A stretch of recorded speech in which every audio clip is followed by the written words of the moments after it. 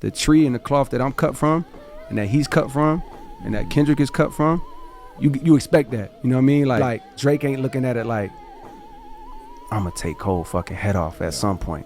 Don't think he's not looking at it like, nah, we just gonna make the bet. Nah, he come from that cloth. Yeah. So he, at some point in time, he gonna want his lick back. J. Cole, the industry is begging to put you in beef. Now, this conversation stimulates from a couple of lines that fans believe to be aimed in the direction of J. Cole. Now, this past week, Drake released a record, and with that record accompanied a snippet of another song where he states, "Do not come around the guys playing peacemaker. They snaked me for now, but we'll see later." Now, on the surface level, I can see how one might mistakenly believe this to be a shot aimed in the direction of J. Cole. However, when it comes to dissecting music and understanding the narratives waved within the music, it's important to also understand nuance, i.e. this conversation that Cole had with Yachty when discussing what it means to compete within the same record along with Drake and Kendrick. I think though, I ain't gonna lie, like, I understand what you're saying, but Drake knows, like, I agree. Like, in that moment, he chose the song over the competition and what they gonna say, boom, boom, boom. And that takes like a level of egolessness that's, you know, it's just you putting your ego to the side. Like, yo, I wanna make the best song. For what we have available right now, I wanna make the best song, you know what I mean? Knowing that maybe maybe he knew the risk of what that might come with. Maybe he knew the narrative might come out, you know what I mean? But I will say that the tree and the cloth that I'm cut from, and that he's cut from, and that Kendrick is cut from, you expect that, you know what I mean? Like you coming up with maybe the music that you was making at 16, and like maybe just stepping into these other events. Yeah. I understand that you approaching it from a different mindset where it's like, yo, you're not really a part of like the culture of this event. Y'all don't come from that, and that's cool. I love that. I love that y'all don't. I love what y'all, but we do. You know what I mean? Like Drake ain't looking at it like, I'm gonna take Cole fucking head off at some point. Don't think he's not looking at it like, nah, we just gonna make the bet. Nah, he come from that cloth. So he, at some point in time, he gonna want his lick back. Like, oh, that's what y'all think? All right, bet. Oh, y'all, same thing you did. Yeah. That's what you did with your career. Oh, that's what y'all think? All right, bet. Yeah. But he's cut from that cloth, and we all are. You know what I mean? And the people that are under the same tree that we're under, because we didn't start the tree, we just happen to be under this tree. They cut from that cloth. Now, for those of you who saw the conversation in full, you understand Cole was referencing first-person shooter, and he was addressing the narrative of him killing Drake on that song. Now, I find this to be incredibly insightful because Cole makes it painfully clear that this is how he views rap competition. Now, my question for you all is, let me know what you think. Do you think that Drake was taking a shot at J. Cole on that snippet that went out? And also, what do you make of J. Cole saying how he views rap competition? Let me know what you think in the comments. Because if you're asking me, I believe those bars were aimed at Future. Yes, Pluto himself. Because if you remember, there were conflicting reports on whether or not they had resolved their differences.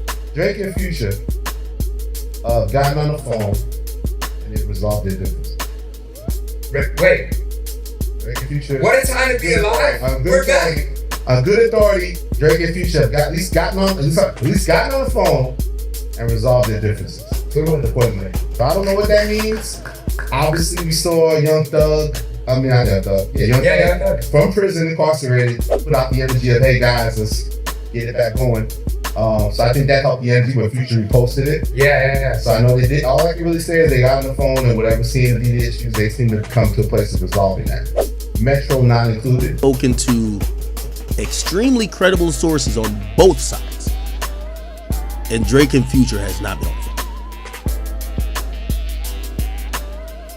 So Not too sure who gave Elliott Wilson the authority to say this. But from what I hear, that is not true. That is 100% cap. Now, I'm not going to say Elliott Wilson is contorting or misrepresenting facts, but whoever his source is, from what I've heard, whoever that source is ain't telling the right thing. So, again, I'm pretty sure he'll rock with his sources, but I think I rock with mine. Okay. And there you have it. Now you all tell me whose report you will choose to believe. Now, also, I wanted to take a second to point out that J. Cole has never ceased to give Drake his flowers. Let's take a listen. Like the errant opportunity in front of me was so big because I was the only one occupying that space in a sense. You know what I mean? Where it was like I like the only one with that perspective and that sharp of a pen. And I was like, yo, that's gonna be my thing. You know what I mean? Like that's what's gonna separate me from the pack. So the second I heard that freestyle that Eba's talking about, the Drake freestyle, one, I was blown away because of how good it was. But two, subconsciously, I was like, there was someone else out there the whole time that was working maybe just as hard as I was working and was thinking the same things maybe of like, yo, who had the same opportunity to come and occupy a certain space and lane that I never saw any competition for.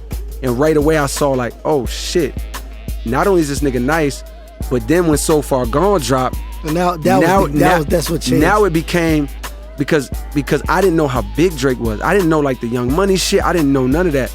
So like when So Far Gone came and that shit was literally as a mixtape, and that shit literally became a wave in 24 hours. Like this was the beginning of like Twitter and shit. It was like blog era, yeah. Blog era, Twitter era, and it was like, yo, So Far Gone dropped, and literally maybe the next week we was in Miami or some shit for like spring break, and not only was we playing that shit the whole ride down to fucking Miami, nigga, when we got to Miami, everybody in Miami was playing fucking Drake. And there you have it.